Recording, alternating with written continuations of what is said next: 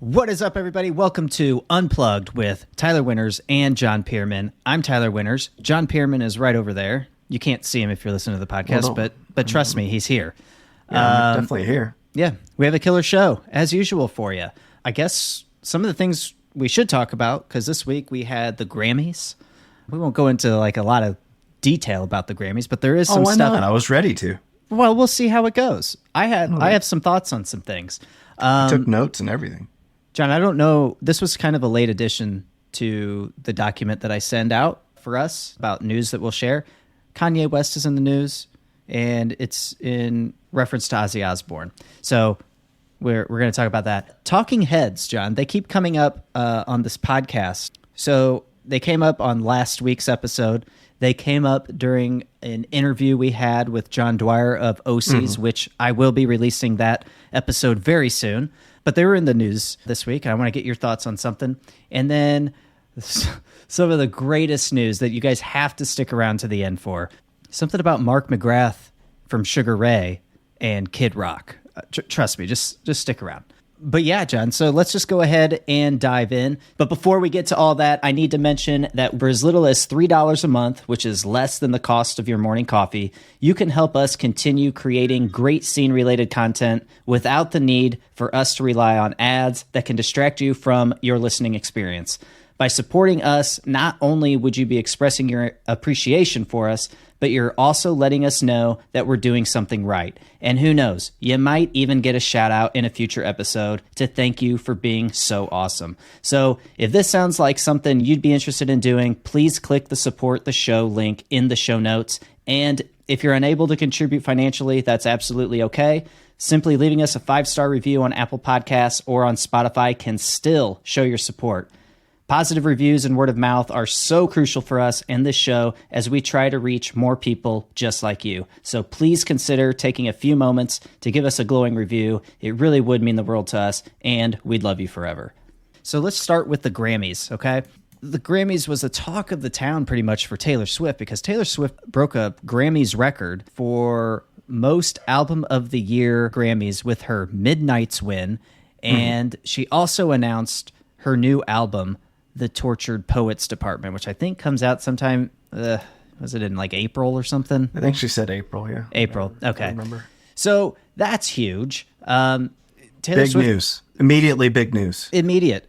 She just keeps releasing, she's releasing new music or new old music, whatever. Yeah, that's the theory that Reputation will be redone this year also, I think, is the next one down the line. But it's just crazy. She's going to be... she's like the focal point of the whole music industry, and she's going to continue to be because everybody loves her. Also, she's going to be... Well, I don't know that everybody does. But well, there's a good majority of the world that loves her. A vast majority, yes. She's very well loved. I mean, she's even got the attention of Super Bowl fans and NFL fans and whatnot. So that's going to be on this weekend. Yeah, they've calculated how much money she's made the NFL just by being around. Oh, I know. I think I saw that they've had the biggest ratings they've ever had. Yeah, I mean, across the board, but I mean, she's also, increasing when she's around. But I mean, overall, their ratings have been increasing also. So. Yeah. And I mean, that is good for the sport too. Even though, more than half of those people are tuning in just to see Taylor Swift grace the screen. Well, but you might get a few extra fans out of it, here and fans. there, yeah, sure. Yeah. So it is good for the sport, even though it may be annoying to some of those diehard NFL fans. But yeah, big news for Taylor Swift. I think, did I hear that Jay-Z was a little upset with Beyonce not getting any album of the year? Yeah, when he was accepting his, I guess it was like a career award. Yeah, he made note of that. Well, that she has the most Grammy wins without winning an album of the year kind of thing. Yeah. One, in reference to both of them, I think. Like, because he also stated, I have a bunch of Grammy wins and don't have album of the year or whatever. Yeah. Well, I mean, I think it's funny that he's complaining about something like that. It's like, just be grateful for all the Grammy wins you've had. Like, what? And also, Beyonce, you probably would win if you don't release an album when Taylor Swift releases an album. Strategic. Yeah, you got to be a little bit more strategic with that. So, well, I don't think she's only lost to Taylor Swift. So I know, but assuming she had an album this year, I'm guessing. She definitely lost out to Taylor Swift. I don't know who the nominees were. I think there's an element of feeling that there's some prejudice, and I'm sure from the industry. So there very well could be. I'm not going to say there is or isn't, but there very well could be. I would say there's a bigger chance that there is than there isn't. But, you know, at the same time, even if you are saying that there is prejudice, or people think that there is prejudice, she still, you know, has the most Grammy wins overall. So sure, how much prejudice could there be? Yeah. Well, I'm surprised Kanye didn't storm the stage. Yeah, right. And agree. I agree. But also, what was awesome about the Grammys this year is Paramore. They became the first female-fronted band to win Best Rock Album for their This Is Why album. That is just bananas to me, that there hasn't been a female-fronted band to win Best Rock Album. That's just crazy. Yeah, the only one that like pops up that may have done it before would be like Evanescence is like one that like, maybe they won it back then. I think they had a big record, but I think they got Best New Rock Band or something. Oh, okay. Or Best New Artist. Just maybe. Best New Artist. That was it. Yeah. Yeah, because I remember, because there was something where 50 Cent, he was also nominated, and he obviously didn't win because Evanescence beat him out. And I guess he didn't storm the stage, but he kind of walked onto the stage and walked off. So I don't know if he said anything to, is it Amy Lee? Is that her name? Mm-hmm. I didn't know if he said anything to her or what, but he made himself known. And I think he was a little salty for not winning, because I'm sure a lot of people thought he would have won, because I remember when 50 Cent came out, I mean, he was all over MTV. Oh, yeah. So yeah, he was huge. What else? Paramore also won a Grammy for Best Alternative Music Performance for, I believe it was for This Is Why. And that actually brings their total number of Grammy Awards to 3. So that's pretty rocking. That's awesome. So they're not on the list we're going to go over later. No. Because they have one. Well, that also, John, might be a bonus episode. So never mind. Okay, don't. Yeah. Redacted. No, that's a tease for. Yeah, no teasing. That's a tease. I'm tweaking the nipples of the audience. Metallica also won Best Metal Performance for a song. I don't have it written down here. And for what it's worth, Lainey Wilson won Best Country Album. Boygenius won Best Alternative Music Album for The Record. And we talked about that album when it came out. So very cool. They're also going on hiatus, right? That was the announcement, yeah.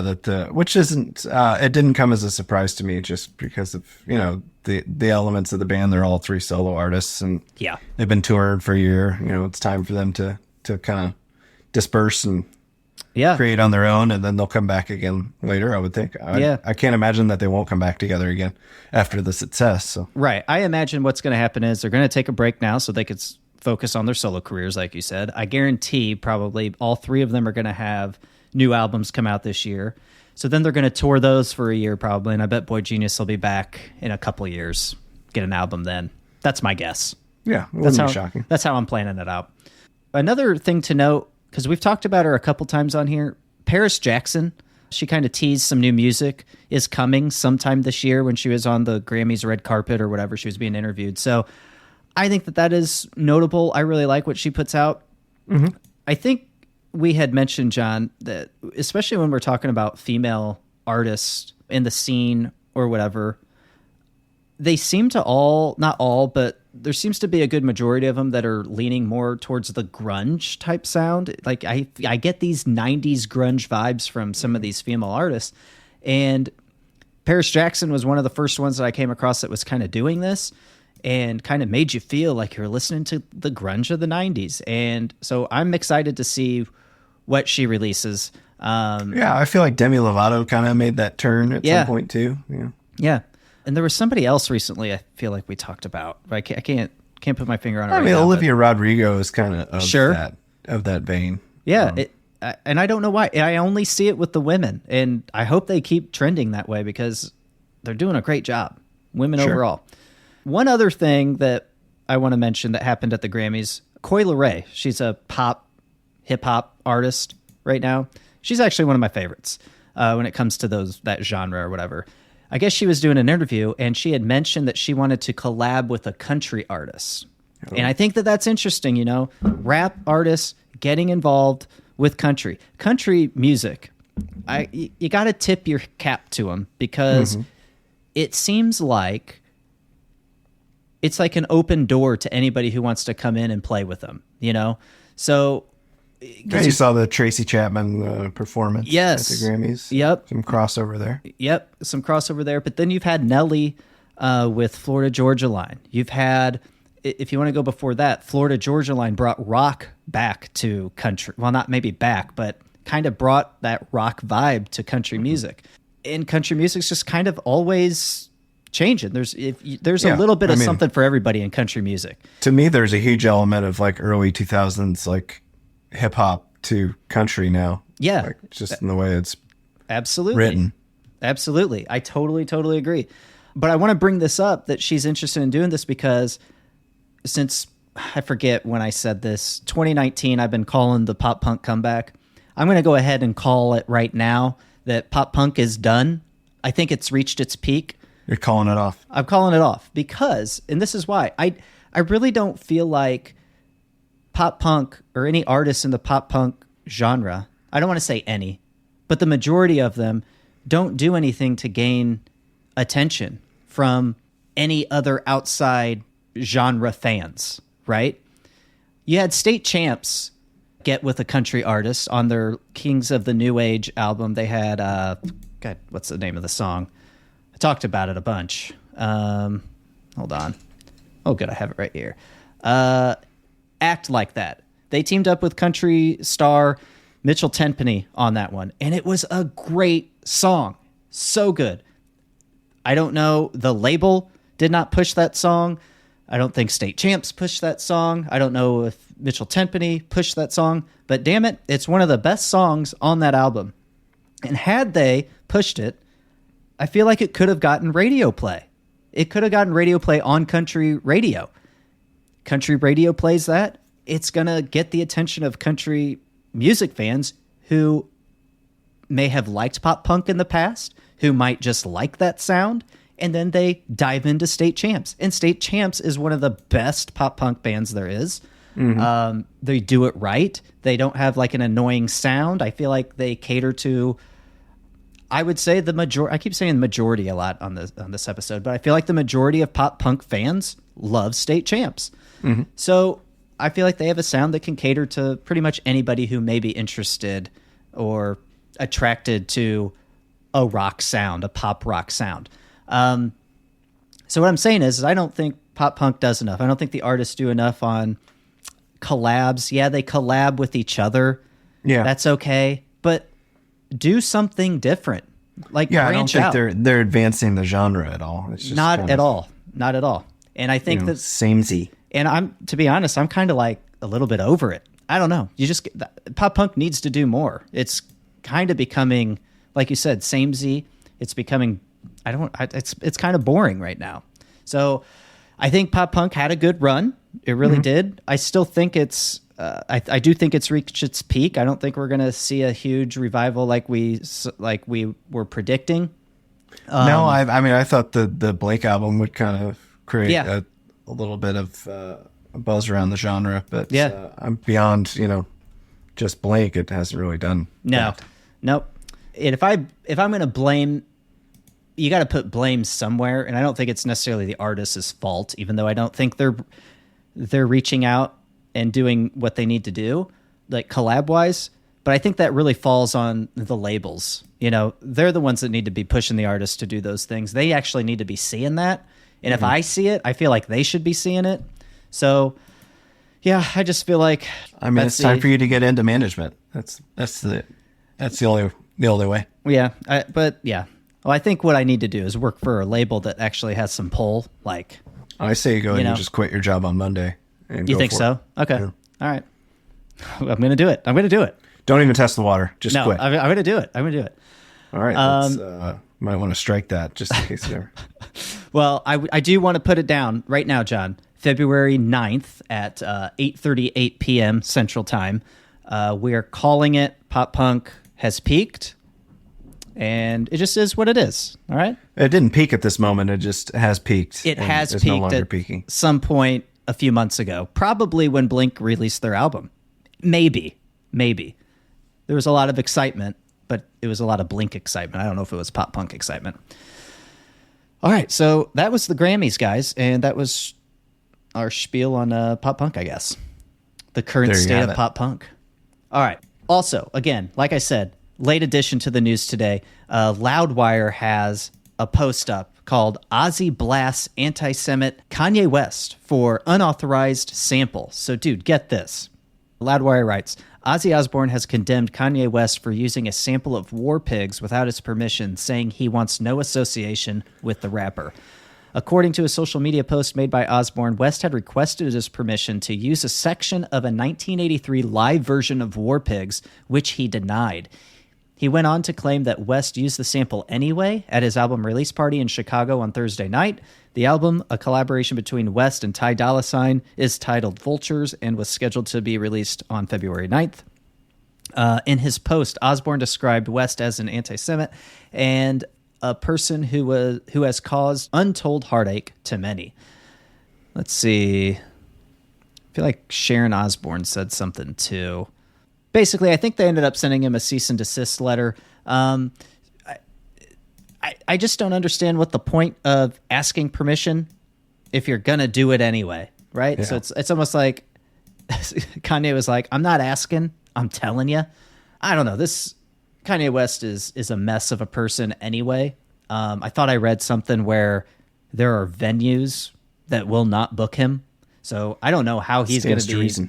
Yeah, I don't know how he's going to be making any money besides from like streaming and all that anytime soon, unless he's going to end up doing like surprise guest spots for some of his buddies on some of their tours or whatnot. But yeah, I think even Bill Maher like poo-pooed him.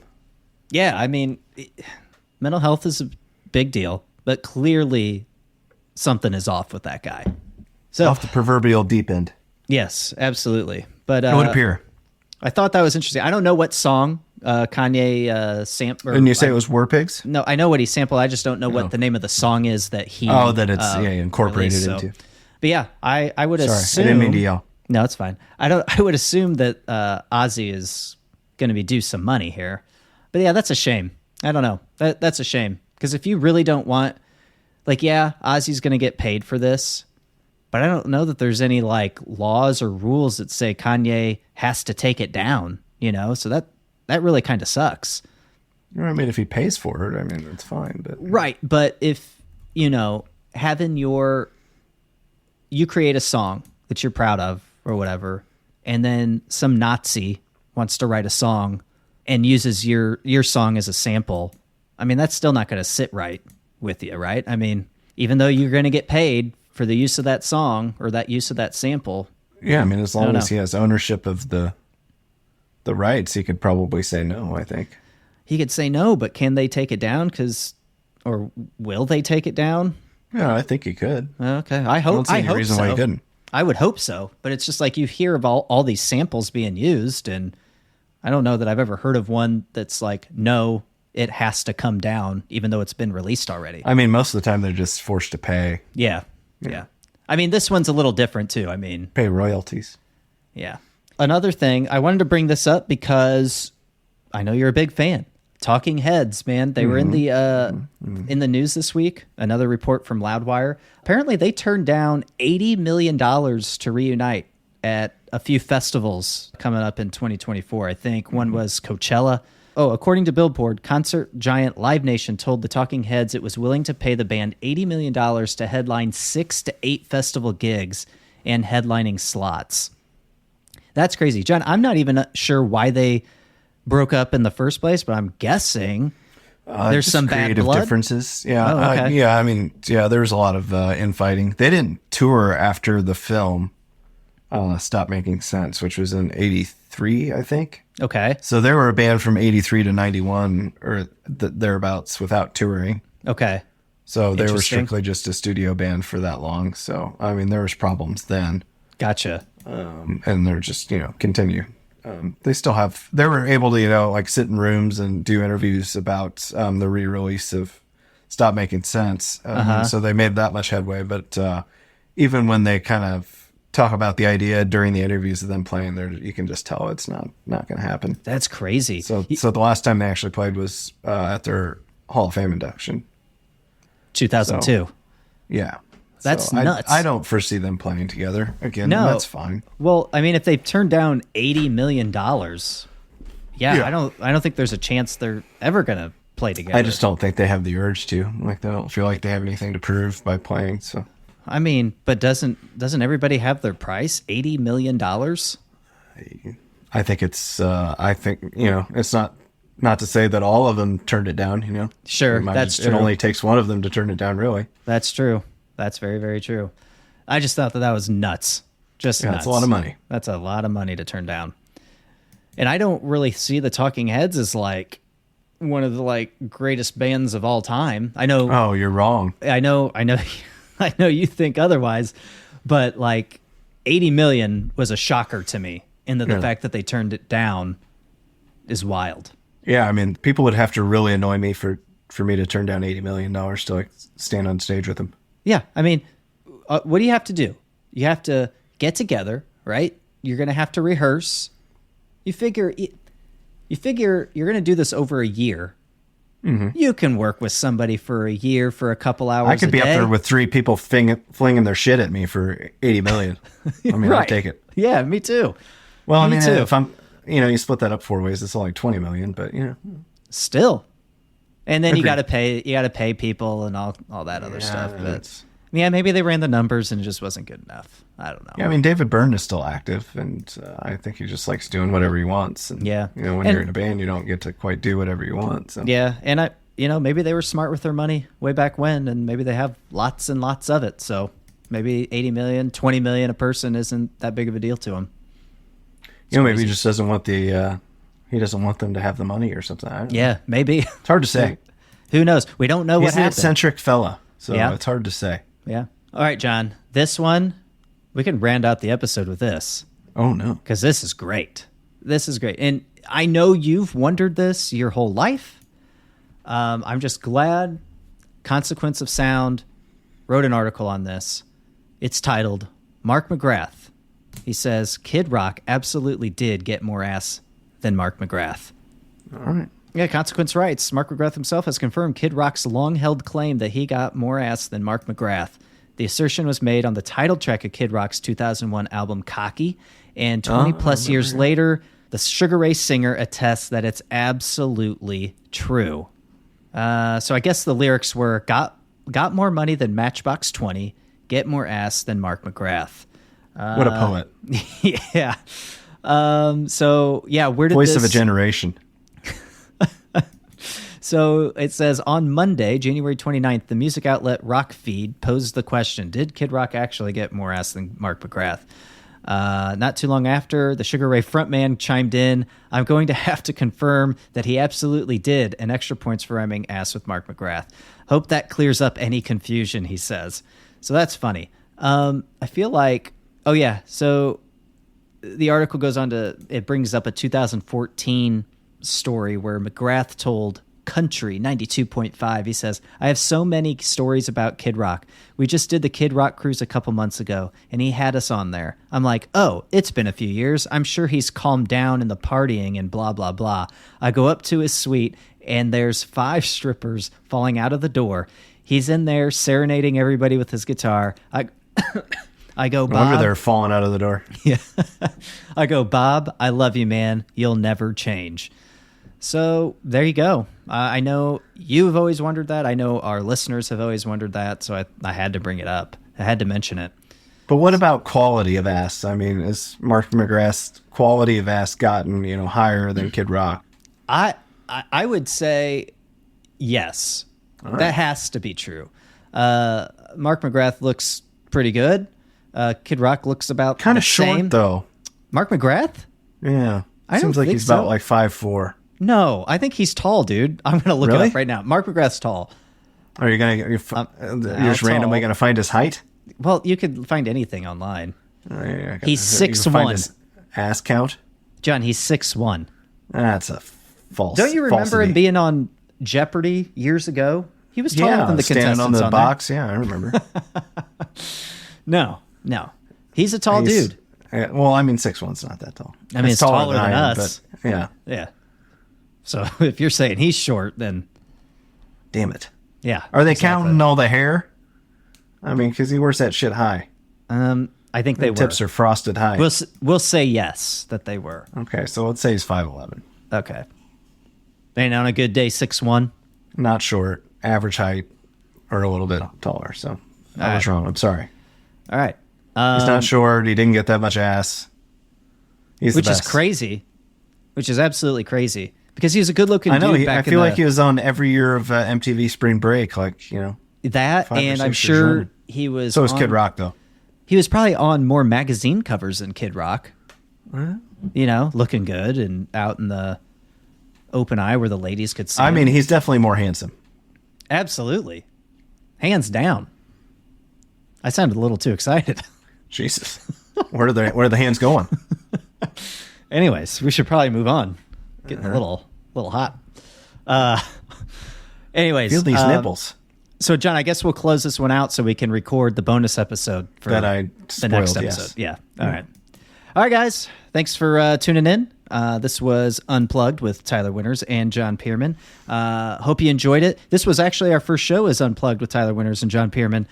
Just Tyler Winters and John Pearman, because last week we had a guest. So, guys, also, if you could, rate and review us on Apple Podcasts and or on Spotify. 5-star reviews go a long way. It helps people like you find podcasts like ours. And we really want to get into the ears of more people just like you. So if you could, down, rate and review, 5 stars, and please help spread the word, because podcast discovery is best when people are spreading the word by word of mouth. So if you could, let everybody know.